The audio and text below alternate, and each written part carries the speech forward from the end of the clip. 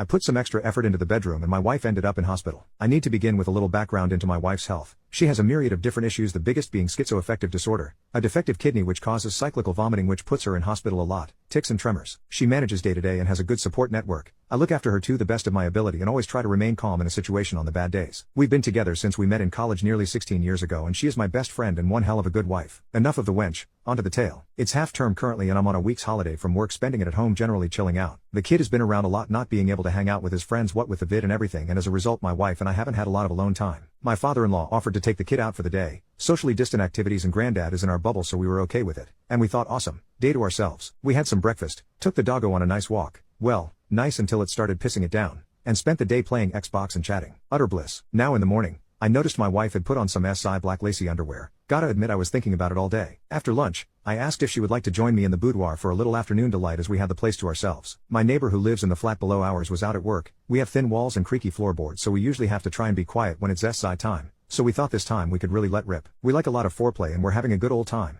My wife looks SCer than ever and I am as excited as a very exciting thing and am very worked up. I'd been thinking about her all day and I knew I was going to blow after a single thrust. I didn't want this to be over in a flash as we haven't had a lot of opportunities to really go at it in a while, as I thought I'd go in once and the vinegar strokes hit. I'm usually a one and done guy. I'm not as young as I used to be, but damn it I was gonna give my wife the banging of a lifetime. I pull out, look my wife in the eye, grab my little sailor and splodge right on her belly before grabbing her ankles and jamming him back in before the wind drops out the sails and never breaking eye contact. She's surprised, I'm surprised, we're having the time of our lives. I spin her over and stand next to the bed with her on her knees on the bed, grab her hair and give it my all. Words are spoken that would make an 80-year-old hooker blush. I'm close to a heart attack, and that's when it happens. She has a seizure. At first I just thought she was spent. She sort of went limp and flopped the side. I'm stood there proud as punch thinking I'd finally satisfied her like never before, quietly dreading that she'd expect this again when I knew this was my magnum opus, my perfect performance never to be repeated. When I noticed her arms and legs are twitching, my heart-on dropped away immediately and I rushed into caregiver mode. Many a night I've been woken up due to an emergency hospital visit, but I've never seen this. Her skin had turned red and she was sweating profusely. Her breathing was shallow and uneven and by looking at her eyes she was clearly not there, not rolled back but diluted and staring off at nothing. I get her away from the edge of the bed so she doesn't fall off and try to get her to wake up. After what must have been only a minute but felt like an hour she begins to stop twitching and regains consciousness. After coming to she slowly moves into a more comfortable position but says she can't move her neck and feels sick. I get her comfy and fetch a Bucostum for the nausea. We decided the best course of action is to call 111, a non-emergency line in the UK. They went through the usual questions with us listing off her long line of medical conditions. And they asked what happened. I described the suspected seizure, not the events leading up to it. And they confirmed it did indeed sound like a seizure so we should get up to A&E. They could send a paramedic but it could be 2 to 4 hours until one is free. Nay bothers, we'll call my brother-in-law who is a nurse and is not far away. We get dressed, load up all her meds for the doc to check over in case a combination of her pills was the cause. And bro-in-law arrives, checks her over, and drives us to A&E. Thankfully he also didn't ask us what we were doing before the seizure or that would have been one awkward as F journey. He drops us at the door and drives off to pick his wife up from work but says he'll be free in a couple of hours if we need picking up later. At the door to A&E, they have a healthcare assistant to screen people for COVID-19. He asks us a few questions and we describe the seizure. Then he asks the question we were dreading, what were you doing before the seizure? I try and fail to contain a giggle. My wife says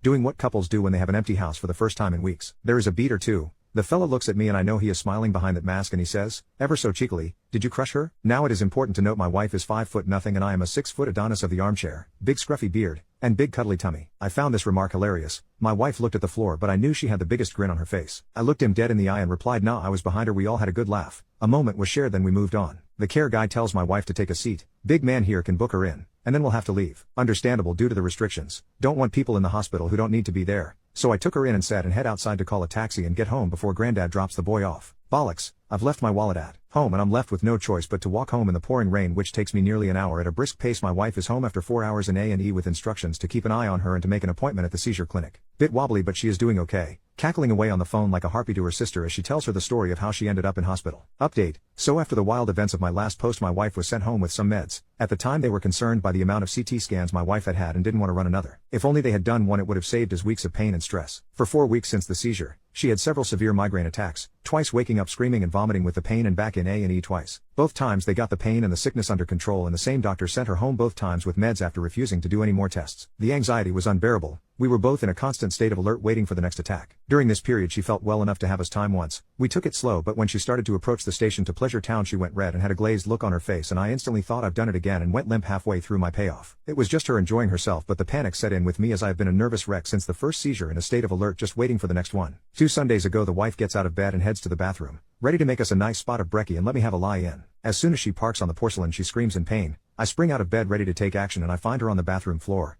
kecks round her ankles, red and sweating and recreating a certain alleyway scene from Team America. I clean her up, get her comfy on the sofa with a bucket and some ondansetron and we call 111 cause this looks bad. They tell us a doctor will call us back soon. For 5 hours we wait, she is in pain and the anti-sickness is doing nothing. When the doc does call she says she is prescribing some more pain meds and doesn't go to A&E. I made a judgment that she is in no state to stay home and has to go to the hospital. She looks like she is going to die and needs urgent medical attention. Father-in-law happens to swing by to see how she is doing and immediately says I'm taking her to the hospital after taking one look at her. Wife gets to A&E and after an hour's wait the same doctor from before sees her and says in an annoyed tone, "What are you doing back here? You've had 38 admittances." She told me she felt like he was accusing her of being some junkie looking for meds. She tells him something is seriously wrong and he dismisses her with a wave of his hand, "Just take your pills and go home." I'm furious when she calls me and tells me this. I tell her to get a second opinion and thank whatever deity you pray to that she did, as the next doctor takes her seriously and was very annoyed at the first guy for his attitude. She can obviously see that my wife is in pain and orders her a CT scan. Velp. The scan revealed a brain bleed. It is recommended that she is urgently transferred to King's Hospital in London at 3 a.m. where further scans on Monday morning reveal an aneurysm and she is immediately taken into surgery. The wonderful doctor treating her explained the procedure over the phone to me, where they go in through a vein near the groin and insert bundles of platinum fibers in the aneurysm to stop it from filling up again. He explained that this was most likely caused by her hypermobility, which has made her veins stretchy and thus created the bubble. As he is explaining this to me I am holding back tears, both from worry for my wife and elation that we finally have an answer. To cut this short, surgery went well and after a week of bed rest in the hospital where I can't see her due to COVID restrictions and having to work while looking after the boy, who has been a little trooper but I can tell it was getting to him, and El Doggo, she finally came home last night. She will have headaches for the next couple of months and has to take meds that stop her veins from spasming every 4 hours, which means waking up at 3 a.m. every night for 2 weeks to get a highly sedated lady to take a pill. Needless to say, a strongly worded letter of official complaint is being written about the original doctor who refused to take her seriously. Sorry this post isn't as entertaining as my first one, but I am just burnt out after the past week of worry and tears, but I am beyond grateful for the amazing staff at King's for quite probably saving my wife's life. She could have had a burst aneurysm at any time and she'd be gone.